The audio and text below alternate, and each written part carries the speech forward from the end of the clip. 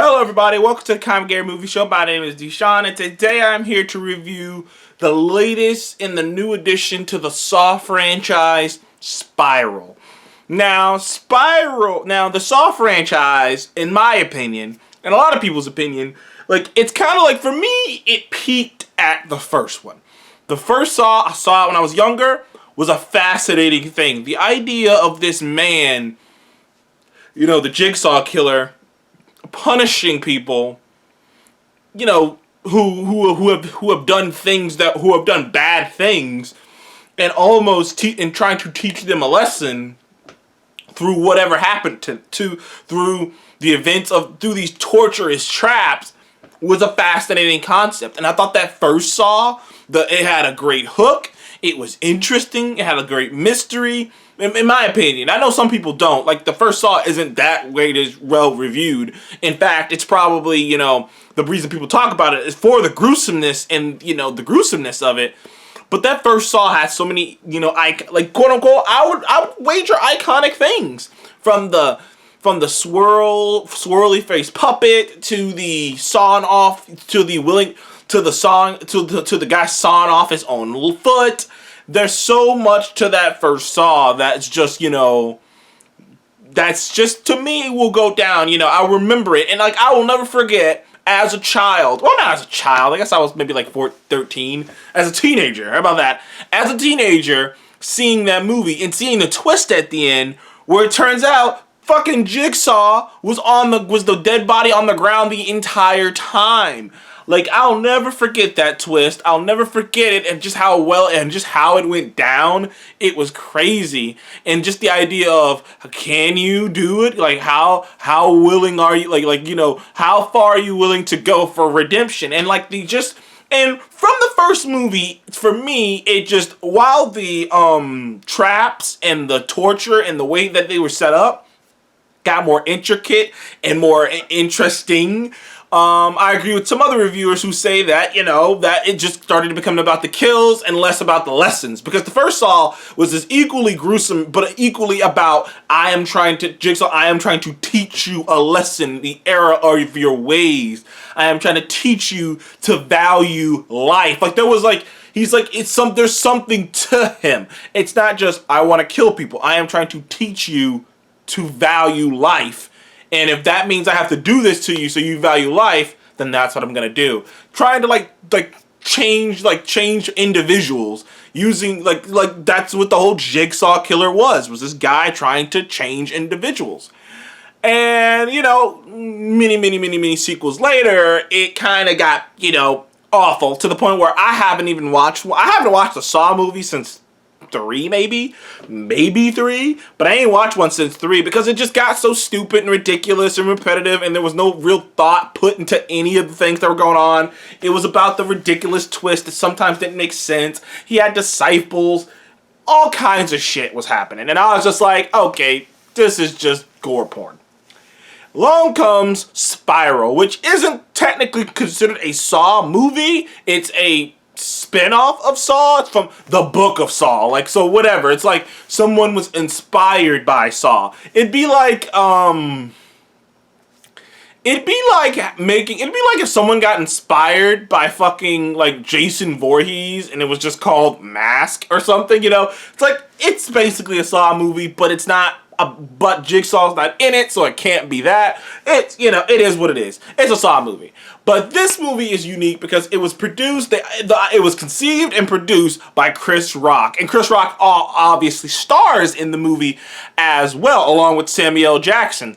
Samuel L. Jackson isn't as big of a part of this movie as you might think. He's a part of it, and he has a nice little role, but he's not as big a part of it as you would think.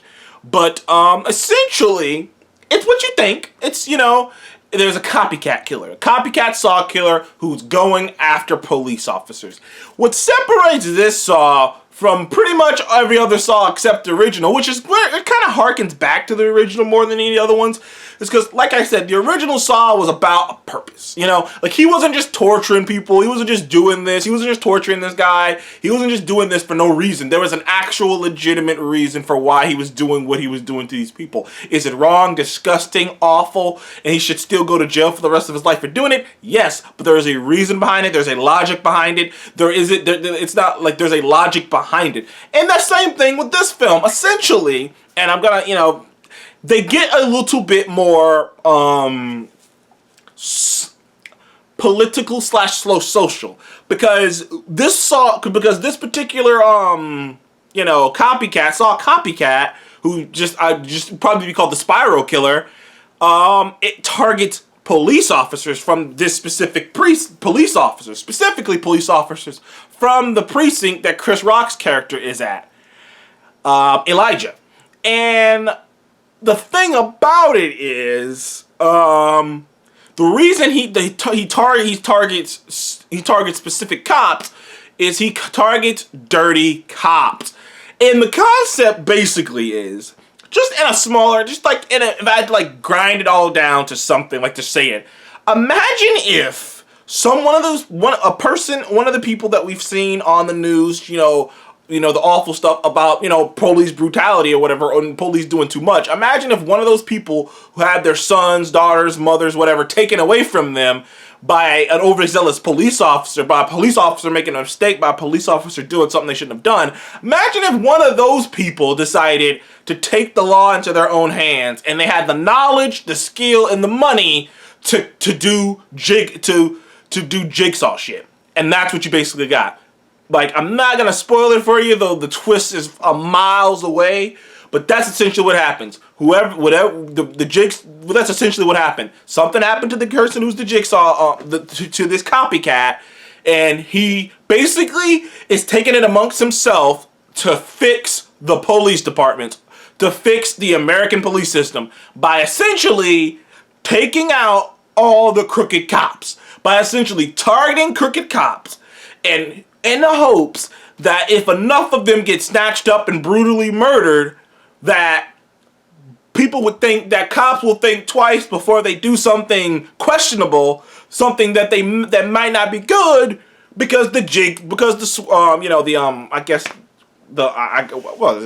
swirl killer, the Jigsaw killer, well, not the Jigsaw killer, the copycat will come after them. And that's basically, and which was a fascinating idea, which was, okay, there's something behind this. They're trying to talk, they're really, clearly, they want this to be, the problem is, it's not as profound as it could be.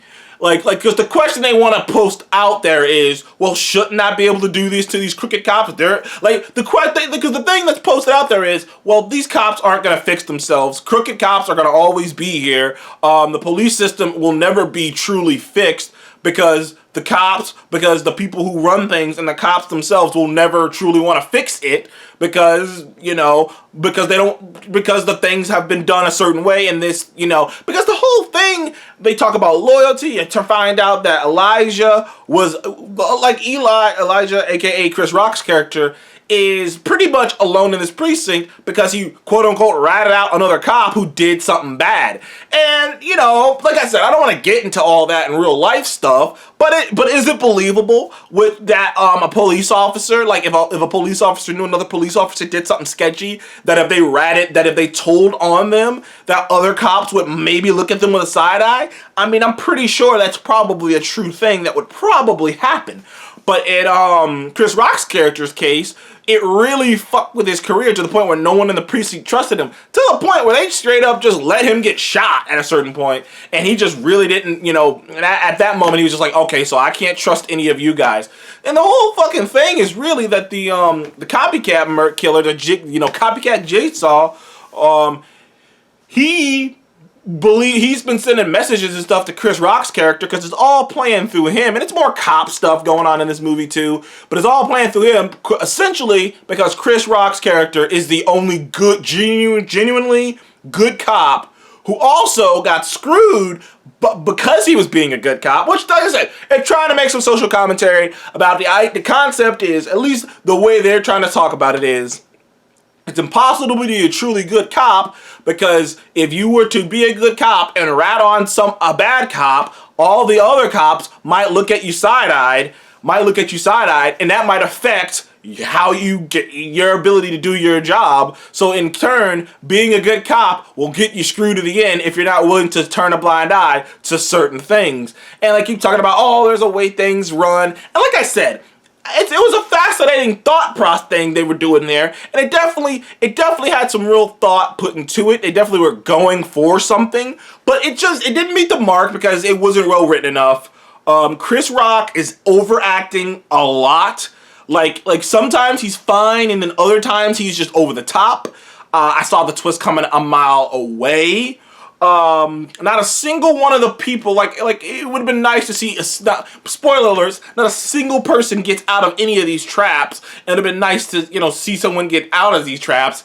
I'm not quite sure how the character who was revealed to be the killer, how he was able to afford and do all of this. I mean, they kind of set it up, but it's still not a good explanation. Like I said, and the thing about it is, it doesn't reinvent the wheel. The only difference between this movie and any other Saw movie is that is the social commentary slash like moral slash thing it's going for, which actually it has something, because those other Saw movies after one really didn't have anything. It was just about the traps. It was just about it. Where every trap in this movie has a poetic justice to it. There's a trap where someone's tongue is gonna get ripped off because he's a cop who's lied multiple times, standing and has gotten multiple times in court, getting multiple innocent people put in jail, so he's gonna rip his tongue off. There's a cop who shot an innocent man, just shot an innocent man in a stop and got away with it, and he steals stuff, so he's gonna rip his fingers off. Like things of that nature. There was a cop who would cover up for other cops, so she got covered up with hot wax.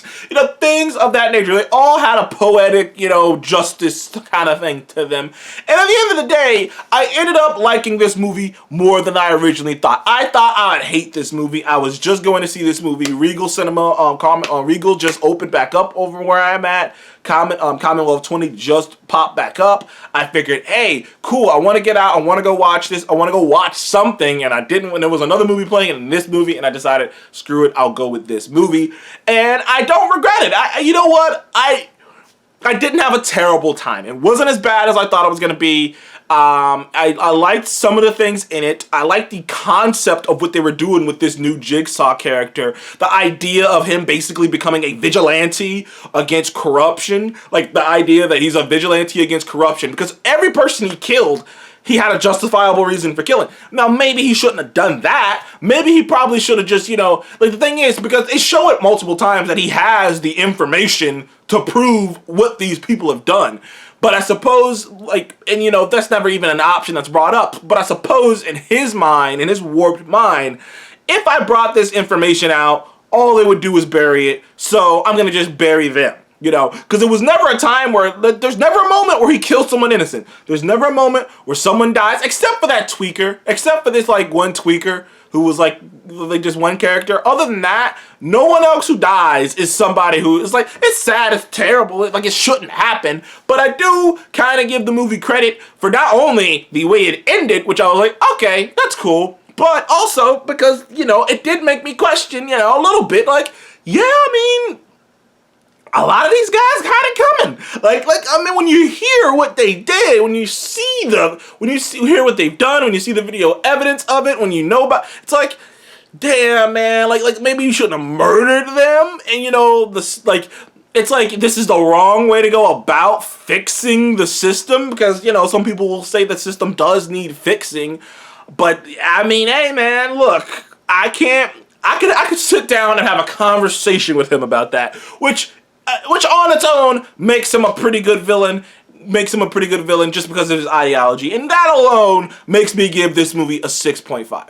I would give this movie a 6.5, borderline on the 7, because of the character, just because they brought Jigsaw back to the roots of actually meaning something, like the Saw franchise back to meaning something. Like, these aren't just traps that are for gore. There's a reason behind them. There's a poeticness behind them. There's like, I actually believed a bit of why the Saw character, why this Saw copycat was doing what he's doing. I could sit down and talk to him about it, come to the conclusion that obviously what he's doing is wrong and he shouldn't be doing it the way he's doing it, but I get why he's doing it, and in a way, we could talk. And the fact that in my mind, I'm like, I could talk to this dude about this. I could talk to him, completely be like, I don't think you should be doing this. This shouldn't be going down. These are still, lives that you're ruining. But then he'd probably throw a list of evidence of lives these people ruined, and I'd just be like, I mean, shit, man, you got me.